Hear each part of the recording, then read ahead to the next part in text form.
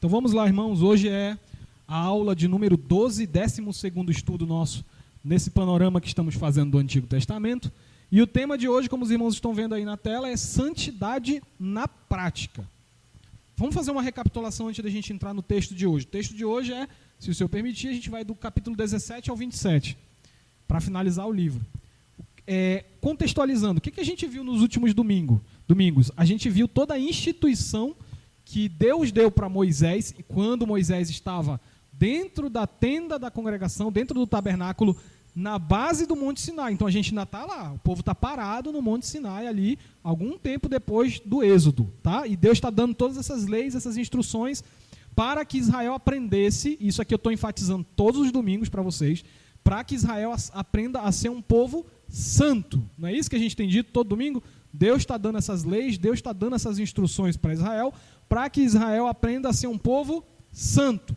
Agora, o que eu estou dizendo também todo domingo para vocês? Que na Bíblia, no Antigo Testamento, ser um povo santo significa ser um povo separado, um povo diferente. Então, para que servem todas essas leis? Para que Israel se comporte de forma diferente das outras nações que eles convivem, que estão ao redor deles. Só que hoje, as instruções que a gente vai ver hoje, do capítulo 17 ao 27, são instruções para que essa santidade de Israel, essa diferença, se dê na prática, ou seja, são ações. Não é aquela santidade que a gente está acostumado de pensar que é assim, eu vou orar, fazer minhas orações em casa, vou fazer minha leitura bíblica, e aí na minha mente eu vou começar a ficar puro. Na minha mente, no meu espírito, eu vou ser purificado. Não é isso que Israel pensa, ser santidade. Um hebreu, se você falasse para ele o que é ser santo, ele ia falar, é ser e parecer diferente do ímpio, do gentio, do pagão. E como é que eu faço para ser e parecer diferente? É o que a gente vai ver hoje. Santidade na prática. Só que, claro, como a gente sempre faz todos os domingos, ao final do texto a gente vai aplicar para nós que hoje somos cristãos, e não mais hebreus do tempo do tabernáculo, e ver o que é isso para nós hoje, essa santidade na prática, tá bom? Então eu quero que os irmãos tenham esse contexto em mente para a gente iniciar. Então vamos lá, santidade na prática. Primeira coisa que a gente vai ver no capítulo 17, abram aí, Levítico 17, e a gente vai passando ponto a ponto aí.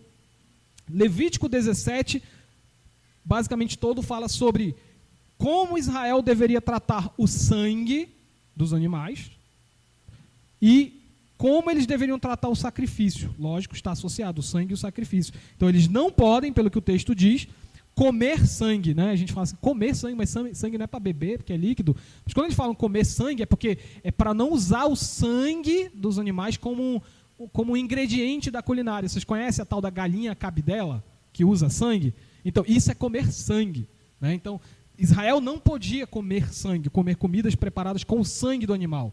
Você não pode usar o sangue do animal. Por quê? Porque para Israel o sangue tem a ver com a vida do ser. E a vida vem de quem? Quem é que sopra a vida em nós? Deus. Então você não pode usar esse elemento sagrado do sangue como se fosse um ingrediente, como se fosse um caldinho sazon. Não pode fazer isso. Tá?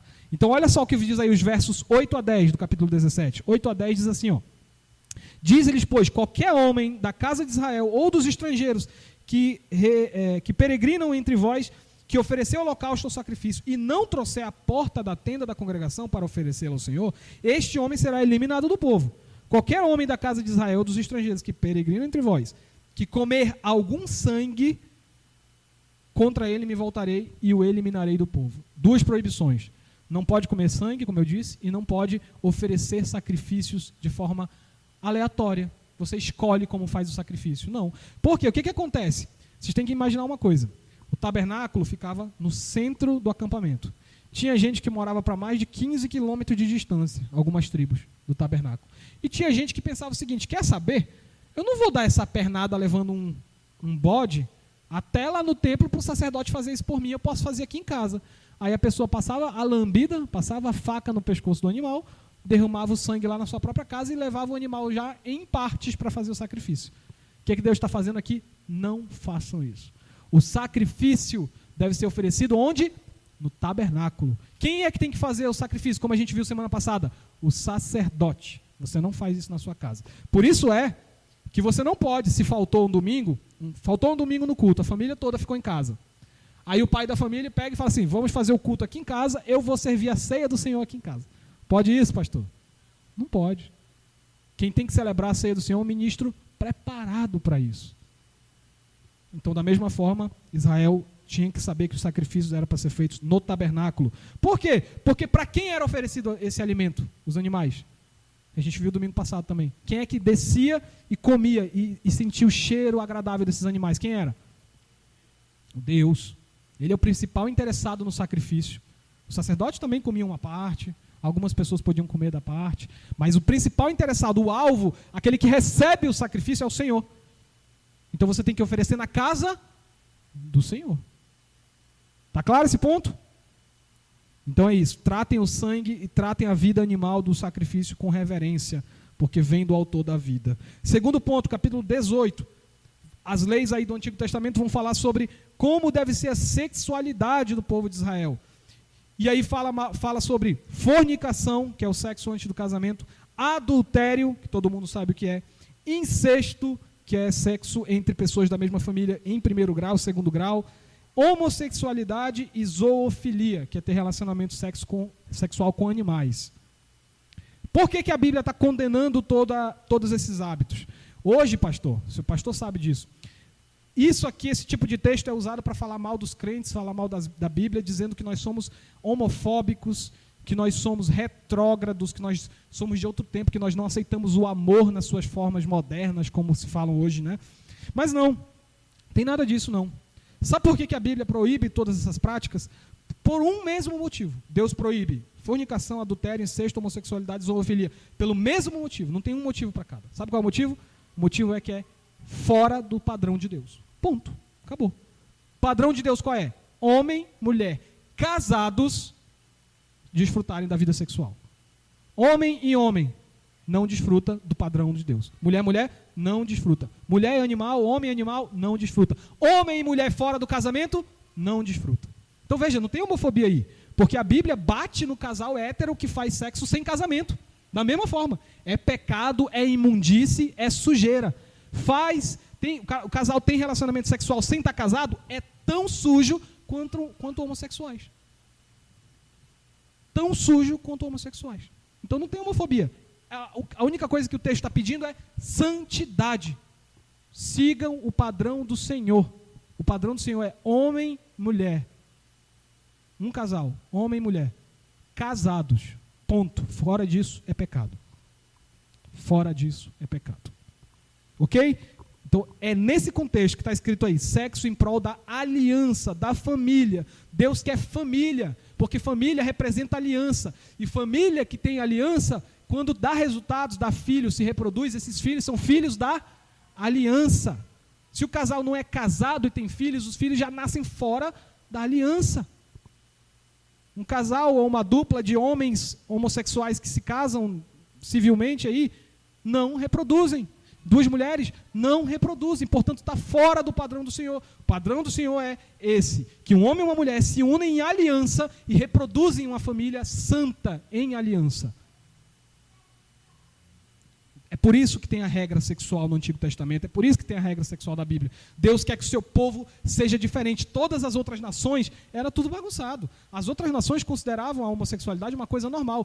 As religiões tinham cultos de prostituição. Você ia na igreja para se prostituir sexualmente. Como é que você oferecia um sacrifício? Se unindo a uma prostituta. E o que Deus está falando aqui? Não sejam igual a eles. Sejam diferentes. A prática sexual de vocês tem que ser diferente. E isso é ser santo na prática. Entendido, irmãos? Capítulo 19 e 20. Diversas regras aí. Mas tem um tema geral. Justiça.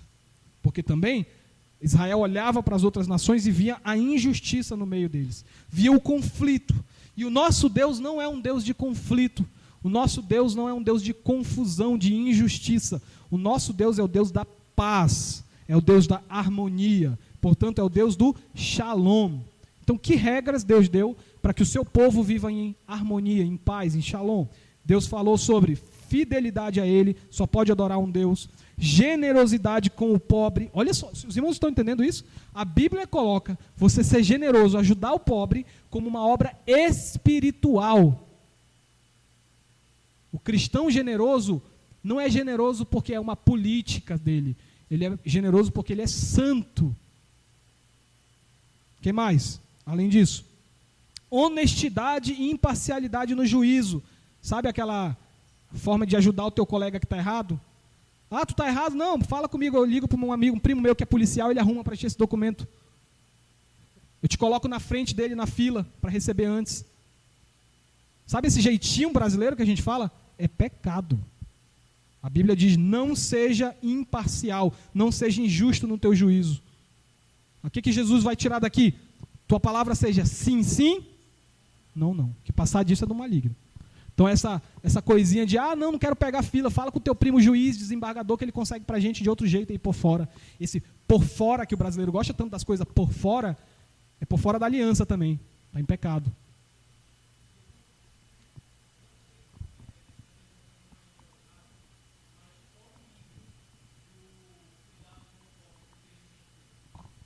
Qual o nível do cuidado com o pobre que o crente tem que ter? Que níveis existem no cuidado com o pobre?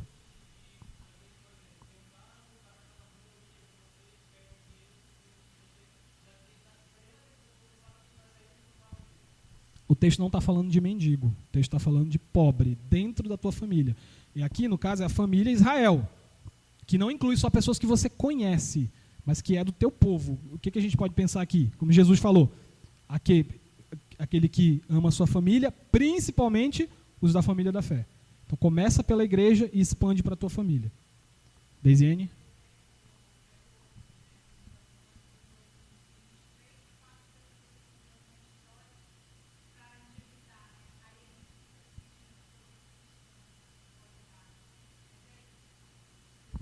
Está ajudando ele a comprar a pedrinha dele.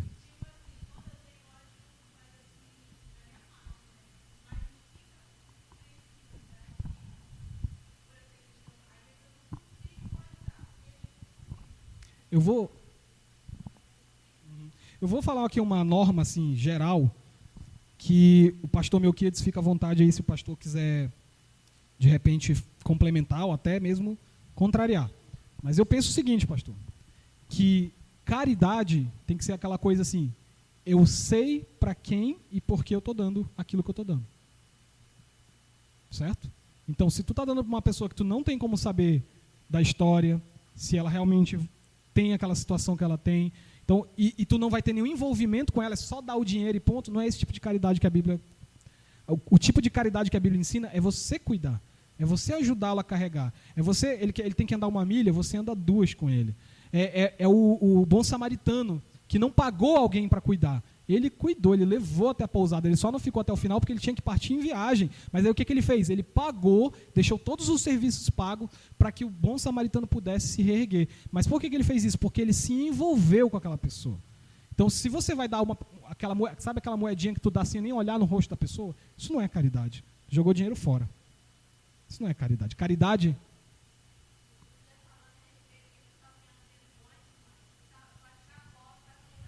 Vai. Tinha um que às vezes parecia num ônibus que eu pegava com a Beatriz quando a gente namorava, lembra, amor? Que era da bolsa de colostomia. Depois eu vi no jornal que a bolsa de colostomia dele era falsa, tá? E a gente tantas vezes deu dinheiro para aquele moço. É falsa a bolsa de colostomia dele, descobriram depois. Então, a regra é essa, não sei se o pastor concorda. Caridade e envolvimento. Não dá só o dinheiro, dá o dinheiro e se envolve. Pergunta onde mora. Pergunta se tem uma igreja que possa ajudar ele, tem família. Se envolve, se dá, além da moeda, alguma coisa. Quer falar, pastor? Mas é bom não depender só disso, né, irmã? Vamos ter uma norma geral, que é o que o pastor está falando. Norma geral é, se eu não posso me envolver com essa pessoa, eu não sei da vida dela, vou ver ela só hoje e nunca mais, e não sei quem é essa pessoa, é melhor não. Isso. E outra, tá? Sim. E é ruim. E é ruim não só para a pessoa, é ruim para você também. Porque você se acostuma a achar que você está fazendo sua parte. Que o pastor falou de ideia muçulmana, é o que os espíritas fazem também. Os espíritas são o número 1 em dar sopa para os mendigos na rua. Agora, qual é o impacto evangelístico? Que palavra de salvação eles têm para dar? Nenhuma. Nenhum. O cara vai morrer, vai voltar, como o pastor fala, vai virar cachorro, depois volta de novo. Nós não. Além da moeda, o que Pedro falava, né, para as pessoas que ele curava? Não tenho prata nem ouro, mas isso te dou. E entregava uma palavra de vida, entregava cura. Então é melhor, desenho, tu focar em poucas pessoas, aquelas que você pode se envolver, que tu vê um vizinho que está passando dificuldade, que tu pode não só levar 1 quilo de arroz para ele, mas pode também tomar um café junto, falar de Jesus para ele, fazer um bem de verdade para a vida dele, não só a moeda, não só o dinheiro. É melhor focar em pessoas que estão mais próximas, que eu tenho certeza que tu vai encontrar. Minha esposa, Beatriz.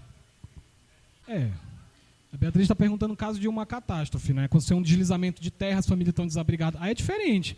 Aí também não dá para você ir lá e... Não, primeiro deixa eu saber o nome de todo mundo, depois eu dou arroz. Também não é assim, né? Naquele caso ali específico, as pessoas estão lá, você sabe que as necessidades são reais, não faz mal se você for lá entregar o alimento. Aí é outra situação. Mas no dia a dia, é melhor ter mais cuidado. Caio, na verdade, assim, é mais amplo, né? Quando Jesus embasa as falas dele no Antigo Testamento, nem sempre ele está citando um versículo.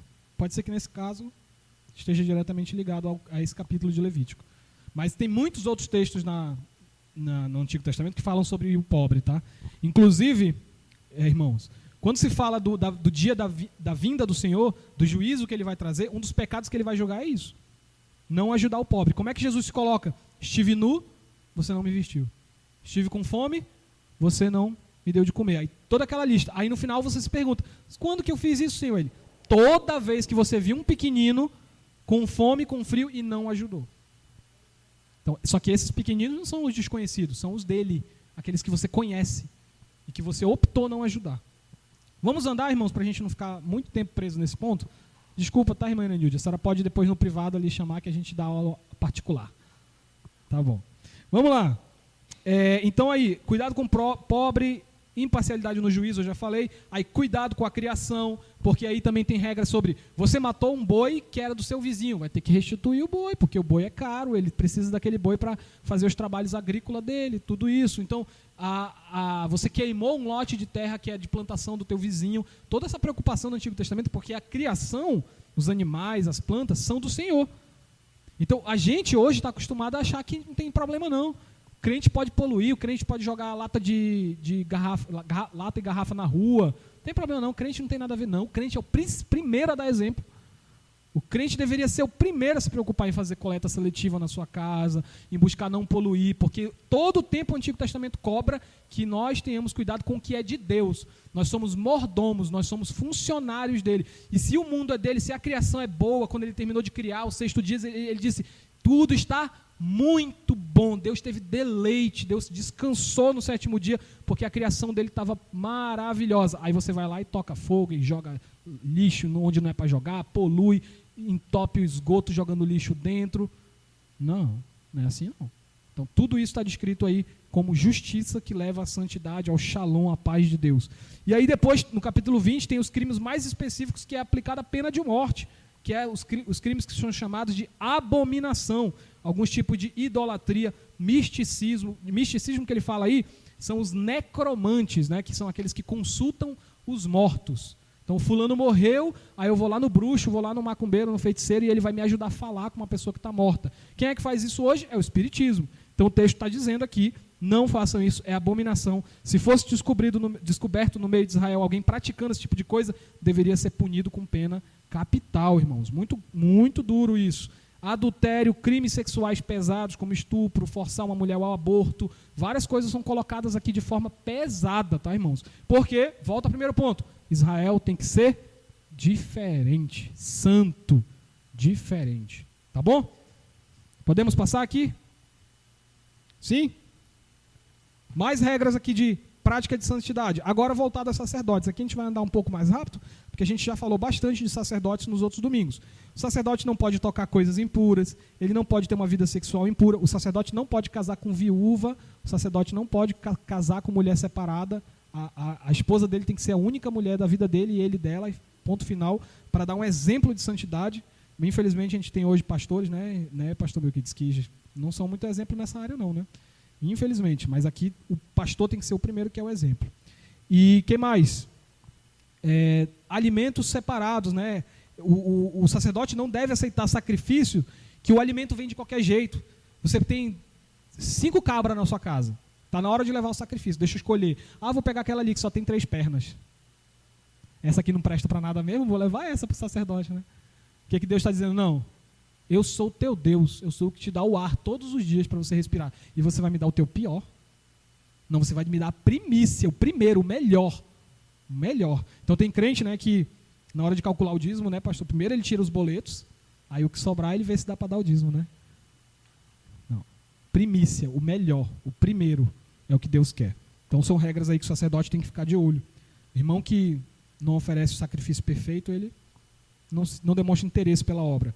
Aí depois vem Deus falar sobre o calendário de festa de Israel, né? Capítulo 23 e 24, né? 23:2, abram aí, capítulo 23:2 de Levítico. 23:2, fala assim, ó.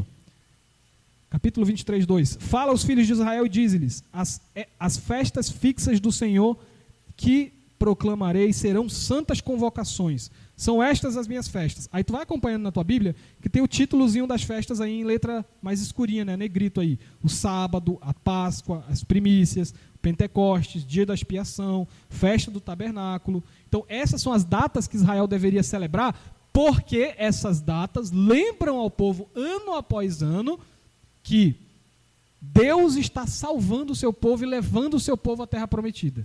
Aí você diz, mas precisa todo ano lembrar disso? Precisa, porque a gente é pecador e a gente esquece. Todo ano a gente celebra o Natal. Todo ano a gente celebra a Páscoa.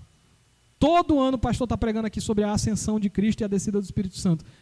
Foi suficiente para vocês? Vocês pararam de pecar? Pararam de pecar? Não, então o pastor vai continuar pregando. O dia que você chegar aqui e falar assim, pastor, não peco mais, o pastor para de pregar, né, pastor? Porque a gente está no céu já. Se você parou de pecar, estamos no céu, que bom, não precisa mais pregar. Mas enquanto vocês e eu pecarmos, a gente precisa da pregação da palavra. E os eventos da salvação precisam ser repetidos. Então Israel tinha que celebrar essas festas para ser diferente, porque as festas das nações pagãs falavam sobre os deuses deles, calendário pagão. Agora, quer uma coisa interessante? Hoje, se você falar em algumas igrejas isso, o pessoal pula, né, pastor? Diz, não pode celebrar Natal, não. Isso é coisa do mundo, celebrar Natal. Páscoa, não é negócio de Páscoa, não existe não. Agora chama ele para celebrar o Dia das Crianças, para ver se não faz uma festança na igreja. Chama essa pessoa para celebrar, como é que é os meses lá do final do ano? Outubro rosa, novembro azul. Aí enfeita a igreja toda de rosa para celebrar a luta contra o câncer de mama, que é importante. É importante, eu não estou dizendo que não é importante, mas eu estou dizendo, se tem espaço nos nossos calendários para essas celebrações seculares, por que a gente não pode celebrar o nascimento de Cristo no Natal? Por que a gente não pode celebrar a morte e a ressurreição dele na Páscoa? Por que a gente não pode celebrar, como hoje, a ascensão dele, a sua subida ao céu? E daqui a mais um domingo, 2 domingos, por que a gente não pode celebrar o Pentecostes, a descida do Espírito Santo? Israel celebrava as datas importantes. Amém? Tudo claro aqui? Vamos seguir então. Prática da santidade ainda. Olho por olho. É isso que a Bíblia ensina? Muita gente pega para dizer que a Bíblia ensina isso. Porque diz lá, se você matar, você vai morrer. Uma vida por uma vida. Aí o pessoal pega e diz, não, a Bíblia ensina vingança. A Bíblia ensina que eu tenho que me vingar do próximo. Aí Jesus vem, né, no Novo Testamento, diz, ouviste o que foi dito aos antigos. Olho por olho, dente por dente. Aí Jesus pega e, porém, né, eu vos digo. Não é assim que a Bíblia ensina. Aí muita gente pensa isso. Não, o Antigo Testamento ensina vingança. O Novo é que não ensina. Não. O Antigo nem o Novo ensina vingança. É a leitura errada que as pessoas fazem. Quando a Bíblia diz que tem que pagar uma vida por uma vida, ela não está dizendo para matou fulano, vai lá e alguém mata ele. Não, a Bíblia não ensina isso não. É uma leitura errada que as pessoas fazem aí do capítulo 24 de Levítico. Abra aí no capítulo 24, 10. 24, 10. Olha aí, irmãos, vamos ler aí.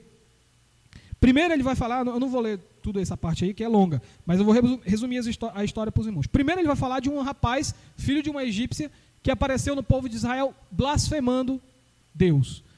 Aí Moisés não sabia o que fazer. Ele é egípcio. O que eu vou fazer? Decidiram que tinha que punir, levaram o homem para fora do arraial e lá ele foi executado. Aí depois começou a aparecer outros problemas aí. Olha só, cadê? Deixa eu achar. Está aqui, ó. Verso 16, irmãos. Verso 16 aí, do capítulo 24. Aquele que blasfemar o nome do Senhor será morto. toda a congregação apedrejará, tanto estrangeiro como natural, blasfemando o nome do Senhor será morto. Agora olha o 17. Quem matar será morto, mas quem matar um animal restituirá igual para igual. Se alguém causar defeito em seu próximo, como ele fez, assim será feito. Então, irmãos, a ideia aí é que tudo que você faz contra alguém e causa um dano para essa pessoa, você fica responsável de reparar o dano. Então você está seguindo sua vida aqui e você mata o esposo de uma mulher. Quem sustentava a casa era esse homem. O que vai acontecer? Você agora vai dar o teu jeito, você vai sustentar essa mulher. Ah, mas eu já tenho minha própria família. Quem mandou tu matar o marido dela, que era a fonte de sustento da casa? Agora você vai reparar o dano que você fez. Você deixou uma viúva com filhos, sem renda, você vai ser a renda dela. Vida por vida. Você tirou a vida desse homem, agora a tua vida pertence a eles. Perdeu tua vida. Da mesma forma, você quebrou a moto do seu Carlos. O cara deu com o carro na moto do seu Carlos. Deus o livre, não é seu Carlos. Mas é a fonte de renda do seu Carlos. Vai fazer o quê? O seu Carlos vai pegar um pedaço de pau e vai quebrar o carro do homem? Não, ele vai pagar a moto do seu Carlos. Simples. Causou um dano ao meio de ganhar dinheiro dele? Restitui. Então, muitas vezes, irmãos, a gente não entende isso aqui. A gente acha que é nosso papel se vingar. Não, o papel não é de vingança, o papel é de restituição. Você causou um dano na vida de alguém, restitua o dano que você causou. É isso que Israel tem que fazer, não é vingança. Mas, infelizmente, os judeus entenderam errado. Levaram para esse lado do olho por olho, começaram a matar um ao outro, tirar o olho do outro, e Jesus veio depois ter que explicar tudo isso de novo, porque eles não entenderam. Mas está claro isso, irmãos? Lucas. O Lucas está fazendo um comentário que eu já fiz outras vezes, que é, as pessoas fazem essa leitura, né, pastor? Porque acham que a Bíblia tem duas alianças, dois pactos diferentes. Deus fez um pacto no Antigo Testamento e outro no Novo Testamento, e tudo que era do Antigo a gente não tem mais nada a ver.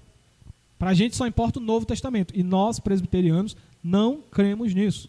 Nós somos chamados aliancistas, porque nós cremos que existe só uma aliança em toda a história da Bíblia.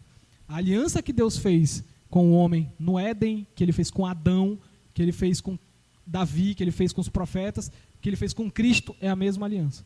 Ela apenas tem, como a gente fala, dispensações, né, pastor? Uma palavra difícil. Ela vai se mostrando de forma diferente, essa aliança. Então, as regras do Antigo Testamento, elas todas têm um princípio que é válido para nós hoje, que é esse princípio da busca da santidade. Hoje eu não tenho mais um boi para, de repente, alguém matar o meu boi e vocês vão ter que me dar um boi novo. Mas eu tenho alguns outros bens. E se você causar um dano ao meu bem, você vai ter que restituir.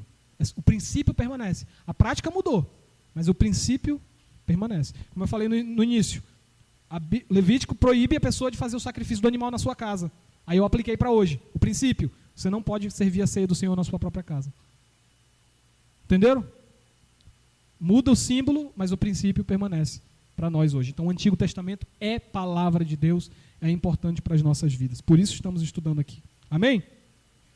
Outro ponto, a escravidão passou. E aí Deus estabelece o jubileu, que é o ano do descanso. Então, toda semana no sábado, o judeu descansa.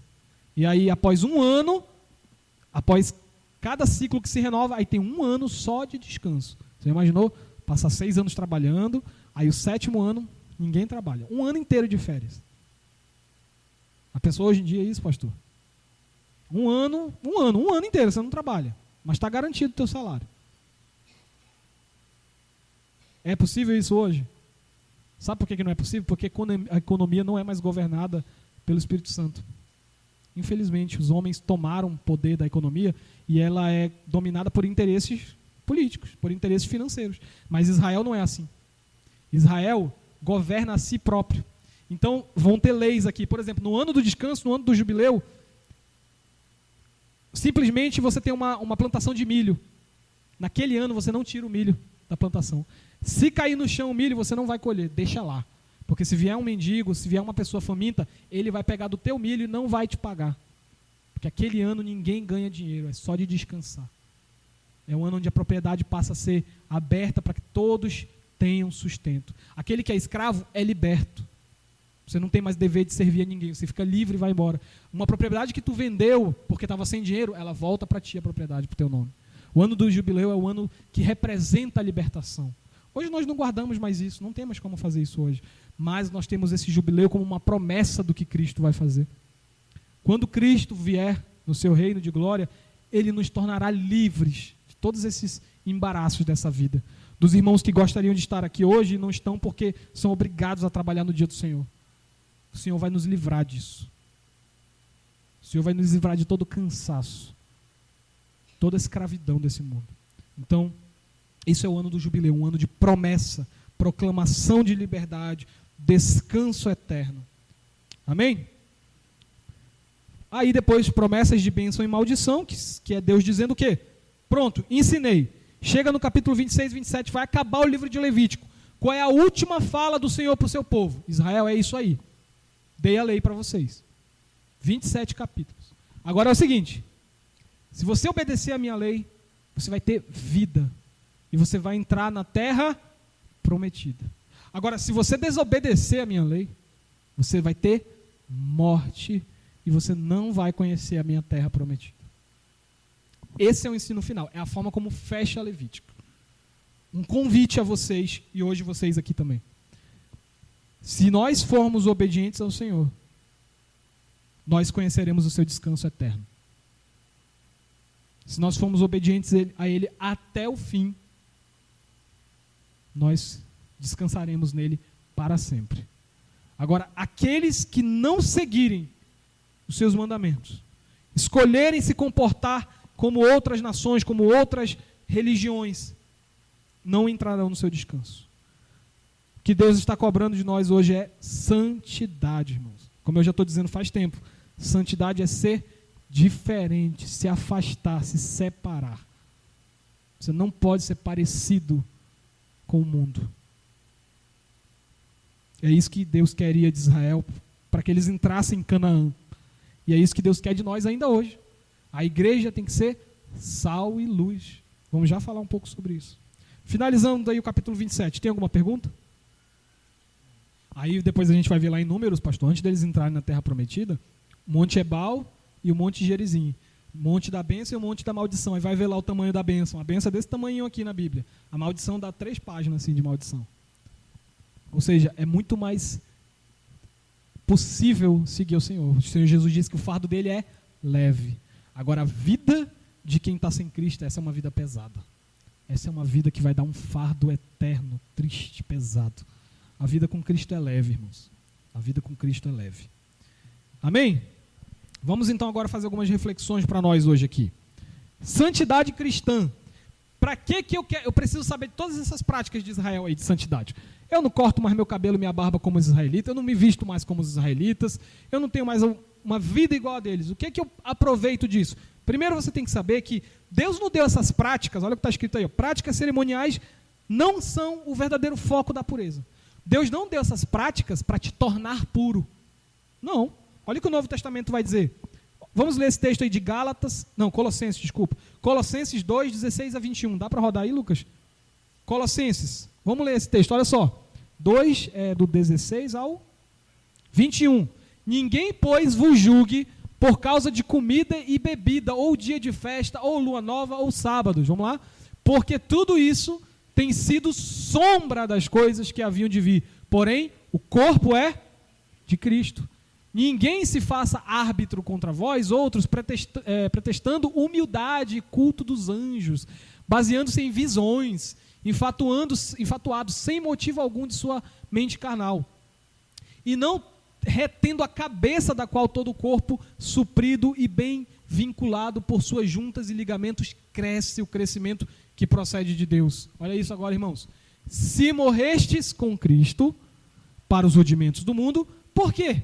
Olha a pergunta de Paulo. Por que, como se vivesseis no mundo, vos sujeitais a ordenanças como essas? Não manuseie, não pegue nisso, não prove daquilo, não toque naquilo outro. Tem o 22 aí, Lucas? Não, o 22 vai falar.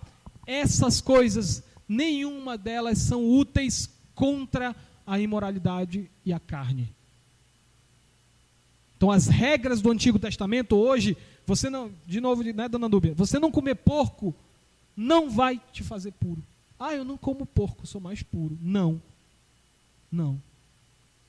A pureza não está na prática. A prática queria ensinar alguma coisa para você. O que a prática, como a gente viu domingo passado, por que não podia comer porco, irmãos? Porque o porco, em algumas nações, era um animal adorado, era um animal que representava divindades, e Israel tinha que se afastar disso. A pureza de Israel é ser diferente das outras nações.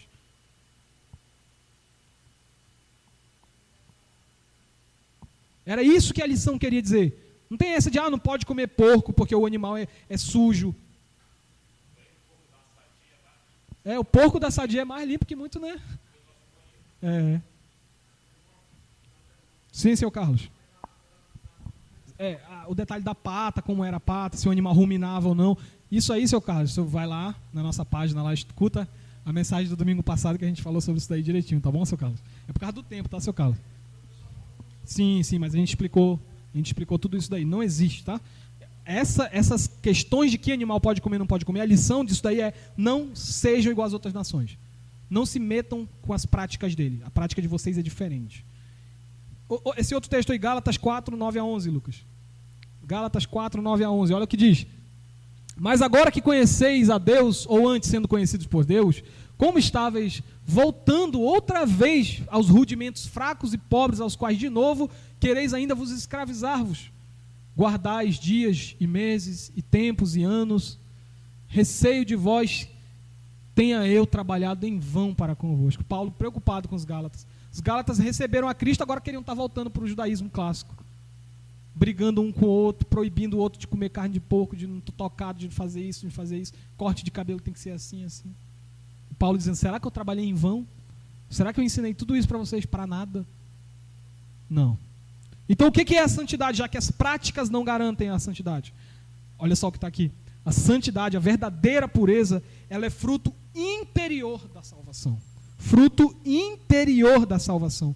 E gera uma consciência purificada. E aí a prática da justiça vem depois. Vamos ler esses textos, irmãos. Atos 10. Atos 10, 15. Segunda vez a voz falou, a gente leu esse texto recentemente para Pedro.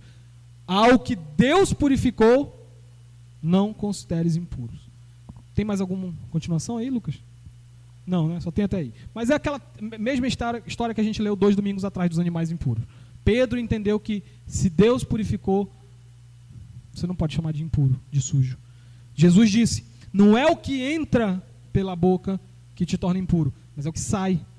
Porque o que sai procede de onde? Do coração. Coração. 1 Coríntios 8, tem aí, Lucas? 1 Coríntios 8, 4 a 9. No tocante à comida sacrificada a ídolos, sabemos que o ídolo de si mesmo, nada é, ele não existe. Nada é no mundo.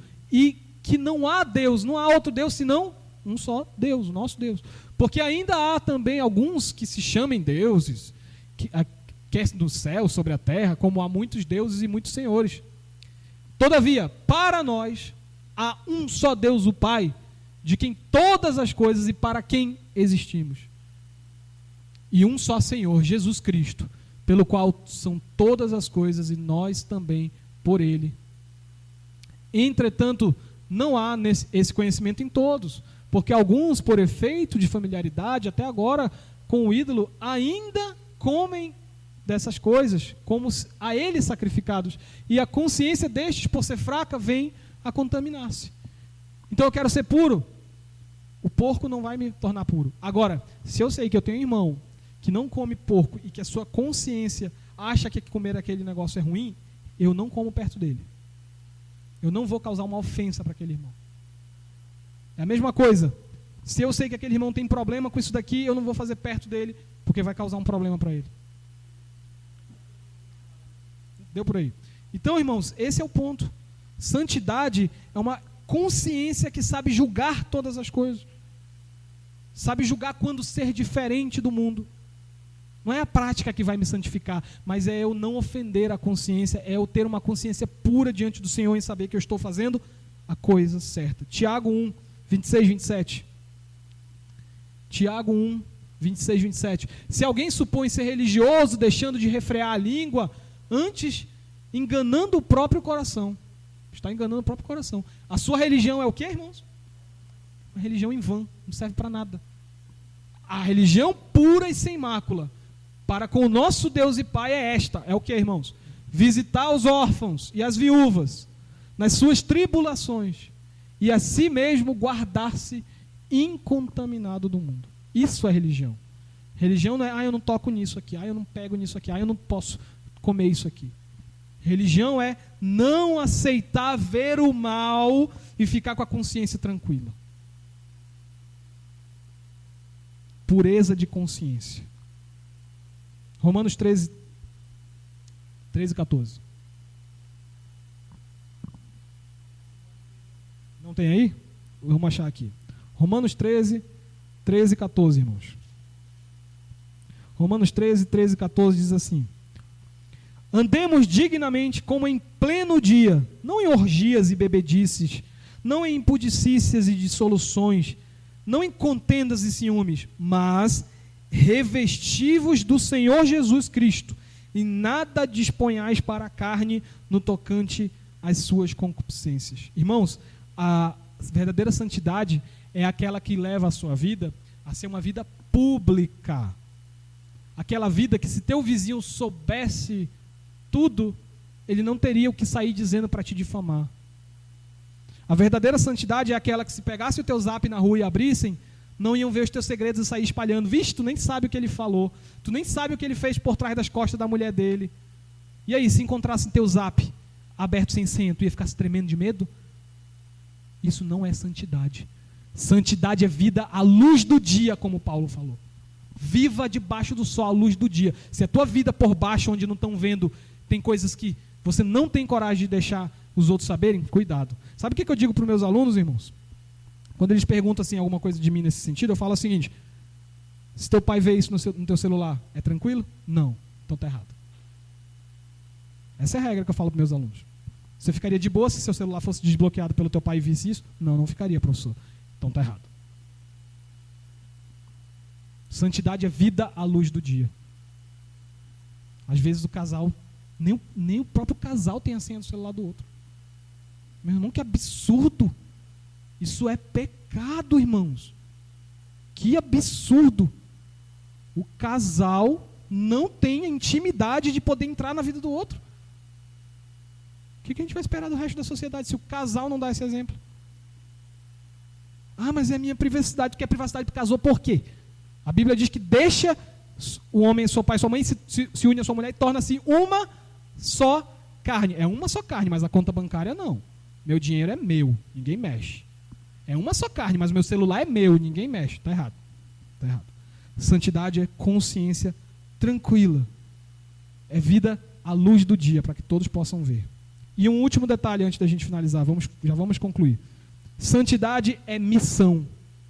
Porque se a igreja não tiver essa consciência tranquila, se a igreja não estiver à luz do dia, claro, para que todos possam ver, ela não serve de exemplo e modelo para apontar o Senhor Jesus ao mundo. Jesus disse: sejam sal e luz. Para quê? Tem muita gente que pensa que Jesus manda a gente ser luz para a gente ser a estrela brilhante, né? Todo mundo vai olhar para você e vai dizer: olha como o seu Carlos é lindo e maravilhoso, ele é a luz. Não, irmãos. Sabe por que você tem que ser luz? Para você, sendo luz, apontar para a verdadeira luz. Quem é a verdadeira luz? Jesus Cristo. Se o Carlos está aparecendo mais que Jesus, tem coisa errada. Eu tenho que ser luz para que ilumine o caminho dessa pessoa até Cristo. Agora, se a sua vida não está na luz, se a sua vida é uma vida cheia de trevas, se a sua vida tem duas contas, como meus alunos fazem, tem 2 Instagram, meus alunos. Tem um Instagram público, tem lá as fotinhas bonitinhas, e tem um Instagram privado que não tem o nome deles, e os pais nem sabem dessa conta. Aí eu pego na reunião e falo: você sabia que sua filha tem 3 Instagram? Não, professor, só tem uma. Aí eu mostro, tá aqui, ó, 3 Instagram da sua filha.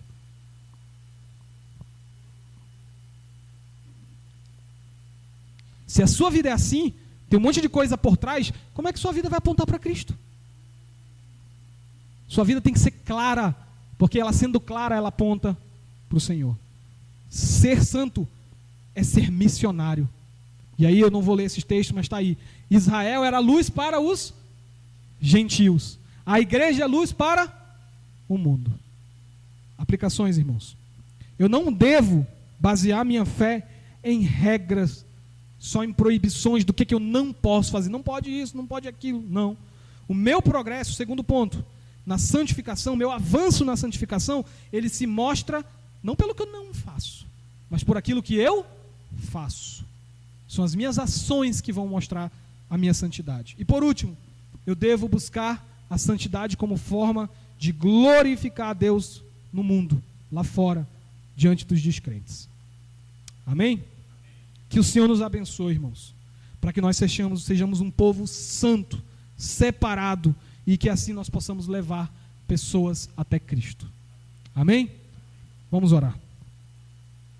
Pai nosso que estás nos céus, nós te agradecemos, Senhor, por esse momento de reflexão na Tua Palavra, e te pedimos, Senhor, que abençoes o Teu povo, a começar de mim e meus irmãos, que possamos, Senhor, ter uma vida cada dia mais santa na Tua presença, não para o nosso mérito, Senhor, mas para que o Teu chamado seja honrado, para que o Teu Filho seja glorificado, e para que nós possamos apontar o Senhor para esse mundo de trevas em que nós vivemos, e que assim possamos, Senhor, fazer parte deste trabalho glorioso do Teu reino. Nos ajuda, Pai, dá-nos força para lutar contra os nossos pecados, dá-nos coragem de tratar os nossos pecados, de usar a igreja para nos ajudar na luta contra o pecado. Abençoa, Senhor, essa comunidade, Filipenses. É o que te pedimos e te agradecemos, em nome de Jesus. Amém.